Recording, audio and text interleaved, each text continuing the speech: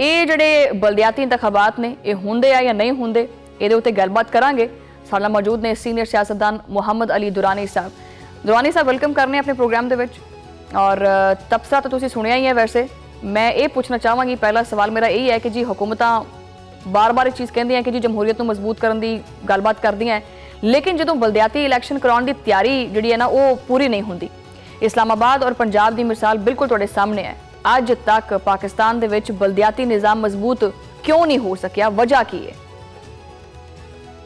बिस्मिल्लाहिर्रहमानिर्रहीम। पाकिस्तान के बलदियाती इंतखाबात और बलदियाती निज़ाम की तारीख जिहड़ी है हकीकत पाकिस्तान के अवाम की तारीख है और पाकिस्तान की जमहूरीयत की तारीख है। पाकिस्तान की जमहूरीयत और पाकिस्तान की हुक्मरानी अवाम का कोई अमल दखल नहीं है। इस तरीके नाल पाकिस्तान की जिहड़ी हुक्मरानी है उहदे विच जदों बलदियाती इंतखाबात नहीं हैगे ते फिर अवाम नहीं हैगे।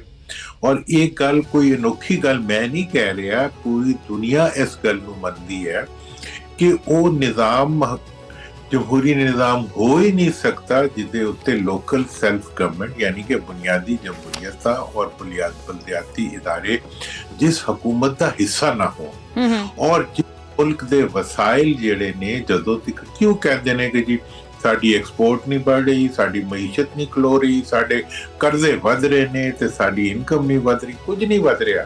क्योंकि जिन्ने भी वसाइल ने अख्तियाराती वसाइल और माली वसाइल वो अवाम तिकर पुजते ही नहीं। जो अवाम तिकर पुजणगे नहीं तो फिर किवें मुल्क तरक्की करेगा और किवें अवाम तरक्की करनगे।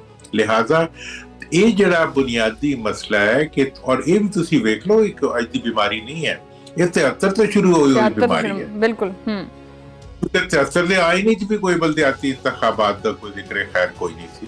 ਉਸ ਤੋਂ ਬਾਅਦ ਵੀ 18ਵੀਂ ਤਰਮੀਮ ਵਿੱਚ ਮਰ ਕੇ ਨਾ ਆਇਆ और ਉਸ ਤੋਂ ਬਾਅਦ ਕੁਝ ਨਹੀਂ ਆਇਆ। हाँ, मुशर्रफ साहब ने 2001 ਵਿੱਚ ਜ਼ਰੂਰ ਇੱਕ ਲੋਕਲ ਸੈਲਫ ਗਵਰਨਮੈਂਟ ਦਾ ਇੱਕ ਮਰਬੂਤ ਨਿਜ਼ਾਮ ਮੁਤਾਰਿਫ ਕਰਾਇਆ ਸੀ ਜਿਹਦੀ ਬੁਨਿਆਦ ਬਣਾਉਣ ਵਿੱਚ ਮੇਰਾ ਆਪਣਾ ਬੜਾ ਇੱਕ ਮੈਂ 1900 मेरा ख्याल है 95-96 तो ਉਹਦੇ ਉੱਤੇ ਕੰਮ ਸ਼ੁਰੂ ਕੀਤਾ ਸੀ, ਪੂਰਾ ਇੱਕ ਬਲੂਪ੍ਰਿੰਟ ਬਣਾਇਆ ਸੀ।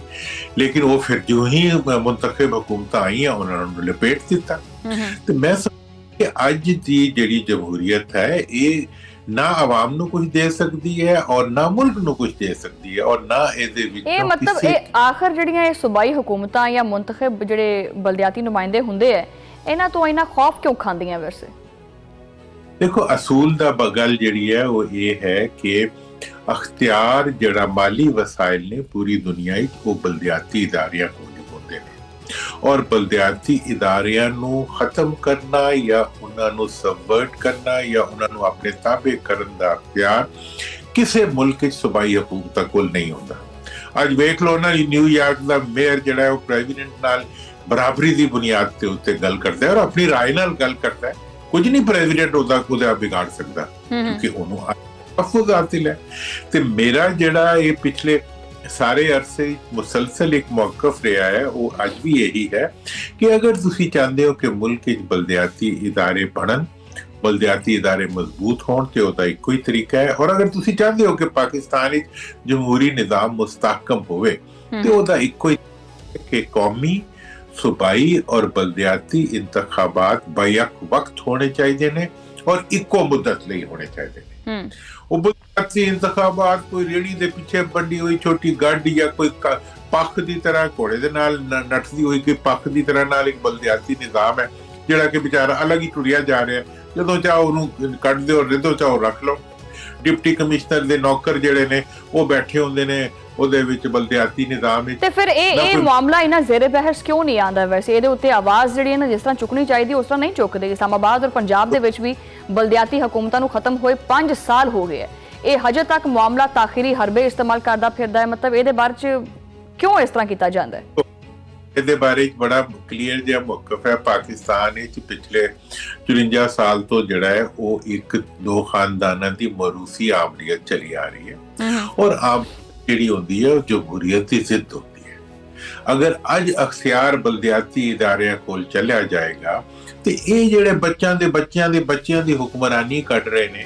ਤੁਹਾਨੂੰ ਪਤਾ ਹੈ 18ਵੀਂ ਤਰਮੀਮ ਤੋਂ ਬਾਅਦ NFC ਅਵਾਰਡ ਜਿਹੜਾ ਸੀ ਉਹ ਪੂਰੇ ਦਾ ਪੂਰਾ ਦੇ ਦਿੱਤਾ ਗਿਆ ਜਨਾਬ। ਪਹਿਲੇ 40% ਹੋਇਆ, ਫਿਰ ਉਸ ਤੋਂ ਅੱਗੇ ਹੋ ਕੇ ਉਹਨੂੰ 57% ਕਰਕੇ ਦੇ ਦਿੱਤਾ ਸੂਬਿਆਂ ਨੂੰ।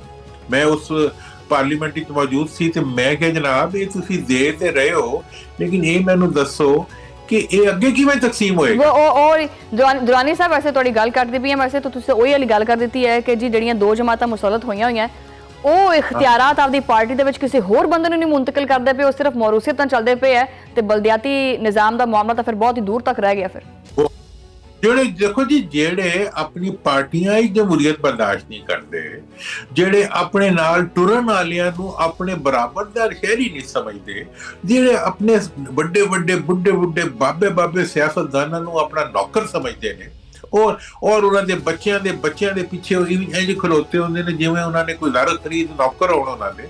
ਤੇ ਇਹ ਜਿਹੜਾ ਸਾਰਾ ਬਲਦਿਆਤੀ, ਇਹ ਜਿਹੜਾ ਪੂਰਾ ਮਤਲਬ ਸਾਡਾ ਹਕੂਮਤੀ ਨਿਜ਼ਾਮ ਹੈ, ਜਿਹੜੀ ਮੈਂ ਤੇ ਕਹਿੰਦਾ ਮਰੂਸੀ ਮਾਰਸ਼ਲ ਜਿਹੜਾ ਪਾਕਿਸਤਾਨ ਵਿੱਚ ਲੱਗਿਆ ਹੋਇਆ, ਭਾਵੇਂ ਮਾਰਸ਼ਲ ਲੱਗ ਜਾਏ, ਭਾਵੇਂ ਹਾਈਬ੍ਰਿਡ ਬਣ ਜਾਏ, ਭਾਵੇਂ ਕੋਈ ਬਣ ਜਾਏ, ਇਹ ਉਹ ਪਾਣੀ ਨੇ ਜਿਹੜੇ ਹਰ ਬੋਤਲ ਵਿੱਚ ਪੂਰੇ ਆ ਜਾਂਦੇ ਨੇ ਔਰ ਪੂਰੇ ਇਹ ਹਰ ਬੈਨੀਫਿਟ ਜਿਹੜਾ ਆਪਣੇ ਲਈ ਲੈਂਦੇ ਨੇ। ਔਰ ਨਾਲ ਇਹ ਕਹਿੰਦੇ ਨੇ ਕਿ ਅਸੀਂ ਤੇ ਜਮਹੂਰੀ ਹੈਗੇ ਹਾਂ, ਬਾਕੀ ਸਾਰੇ ਸ਼ਾਇਦ मतलब इस्टेब्लिशमेंट ने ये कर दिया, फलां ने ये कर दिया, फलां ने कर सब कुछ आप रहे होते हैं, आ सब कुछ इन्हों ने कर रहे होता है और इल्जाम दुनिया से पा रहे होते हैं। तो लिहाजा ये ਜਿਹੜੇ ਬਲਦਿਆਤੀ ਨਿਜ਼ਾਮ ਹੈ, ਬਲਦਿਆਤੀ ਨਿਜ਼ਾਮ ਵਿੱਚ ਇਹ ਸਮਝਦੇ ਨੇ ਕਿ ਫਿਰ ਇਹਨਾਂ ਦੇ ਬੱਚਿਆਂ ਦੀ ਆਮਰੀਅਤ ਨਹੀਂ ਰਹੇਗੀ, ਇਹਨਾਂ ਦੀ रूसी हुक्मरानी नहीं रहेगी, क्योंकि अगर पाकिस्तान बलदियाती इदारे बन गए तो इसका मतलब है कि फिर हर जेडी यूनियन काउंसिल है, हर जेडी जिला काउंसिल है, हर जेडी तहसील काउंसिल है, तालका है, ये सब लोग अपने फैसले आप कर सकणगे। और देखो ना हुण इस वेले बोरी भर के NFC अवार्ड के पैसों की CM कोल चली जाती है, उथों लांझां जो मुल्कों बाहर ते थल्ले ते कुछ जांदा नहीं, तो फिर कहते हैं जी मईशत नहीं खलो रही। मईशत किससे खलोए? मईशत दी ते मतलब इन्होंने ऐसी तैसी फेर दी है कि मईशत तो भुखा मार देता है, मईशत भुखी मर रही है, जमहूरियत भुखी मर रही है।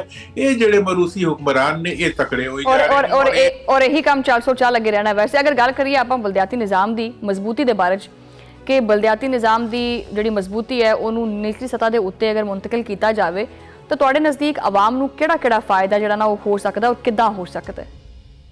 देखो जनाब, आवाम नूं ते सब तो बड़ा फायदा ये होएगा कि उन्हां दे मुकामी जिहड़ा निजाम बनेगा उन्हां विच ओह आप नौकरी हासिल करनगे, ਉਹਦੇ ਵਿੱਚ ਉਹ ਆਪ ਆਪਣੇ ਵਸਾਇਲ ਨੂੰ ਖਰਚ ਕਰਨਗੇ, ਉਹਨਾਂ ਵਿੱਚ ਉਹ ਆਪ ਜਿਹੜੇ ਆਪਣੇ ਅਖਤਿਆਰ ਨੂੰ ਇਸਤੇਮਾਲ ਕਰਨਗੇ।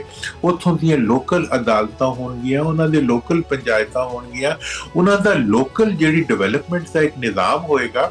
ਇਸ ਵੇਲੇ ਤੇ ਤੁਹਾਨੂੰ ਪਤਾ ਪੰਜਾਬ ਦੇ ਇੰਟੀਰੀਅਰ ਦੇ ਫਾਰਮ ਟੂ ਮਾਰਕੀਟ ਰੋਡਸ ਤੋਂ ਲੈ ਕੇ ਹਰ ਰੋਡ ਦਾ ਠੇਕਾ ਲਾਹੌਰੋਂ ਜਾਂਦਾ ਹੈ। ਬਿਲਕੁਲ ਸਹੀ ਹੈ।